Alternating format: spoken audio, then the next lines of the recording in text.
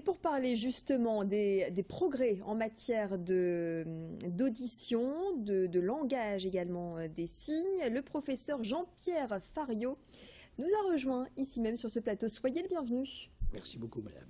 Vous êtes ancien président de l'association régionale de dépistage. Vous avez longtemps œuvré pour que le dépistage des troubles de l'audition soit systématique. C'est d'ailleurs un pas qui a été franchi en 2012, c'est ça?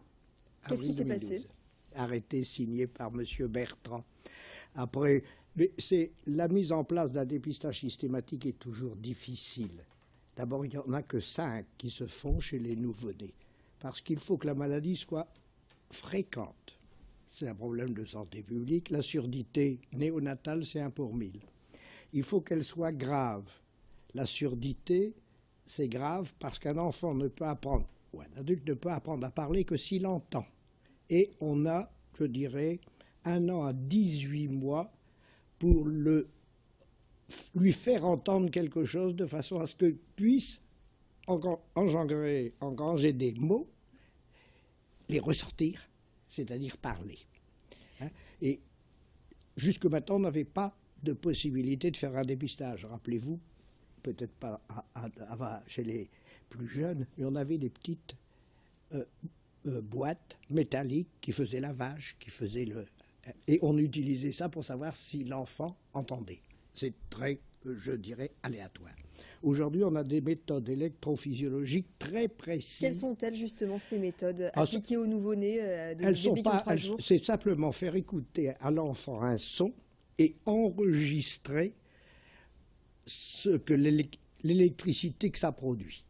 Donc, s'il y a de l'électricité qu'on enregistre, bien sûr, dans le fond, c'est un appareil de radio, et puis on va étudier le son qu'on a envoyé dans l'oreille de l'enfant, et on va voir s'il y a des ondes électriques. S'il y a des ondes électriques, c'est que ce système fonctionne. S'il n'a pas d'ondes électriques, je ne dis pas qu'il est sourd, encore, je veux dire qu'il est suspect d'avoir quelque chose. Et après, l'ORL fera des tests beaucoup plus précis, parce que le traitement est quelque chose de lourd et qu'on ne peut le proposer qu'à des enfants qui en ont besoin. En quoi consiste ce traitement? Alors, le traitement, il consiste en deux choses. Des méthodes, je dirais, de faire entendre des sons, c'est-à-dire qu'on va, d'un côté, soit mettre des prothèses comme j'en ai, comme les gens âgés en ont, qui permettent d'amplifier ce qui reste d'audition. L'enfant a souvent un petit reste. On va lui mettre des prothèses, on va les amplifier et on va les adapter et il va entendre mieux. À partir du moment où il entend, il va écouter sa mère, il saura, quand on dit maman, il va enregistrer et il finira par répéter maman. Mais pour répéter maman, il faut qu'il l'ait entendu. Alors ça, c'est la première méthode, je dirais, c'est la prothèse. La deuxième, quand l'enfant est totalement sourd et que vraiment la surdité est profonde, on met ce qu'on appelle des implants.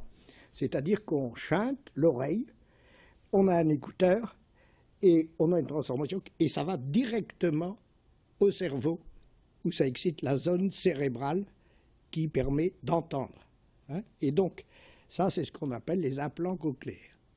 Alors, la prothèse, elle est mise habituellement le plus tôt possible, c'est-à-dire vers 6 mois. On ne peut pas aller beaucoup plus vite. Si on fait un implant cochléaire, il faut le faire au niveau d'1 an. À ce moment-là, on est dans les meilleures conditions pour que la plasticité cérébrale, le cerveau qui n'est pas mûr, entende des sons et que l'enfant, qui était sourd, est toujours sourd. Mais on l'aide et il va entendre et transformer dans son cerveau ce qu'on lui dit en des compréhensions de mots et il va parler.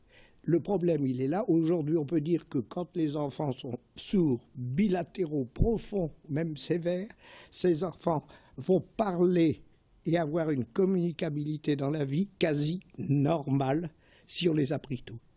Donc, dépistage néonatal, prise en charge par le spécialiste vers l'âge de 3 à 4 mois, prothèse, si nécessaire, vers 1 an, un implant, et bien sûr, intervention. N'oublions pas d'orthophoniste, d'audioprothésiste, mais surtout des parents. Très Parce bien. que la stimulation, c'est tous les jours à la maison.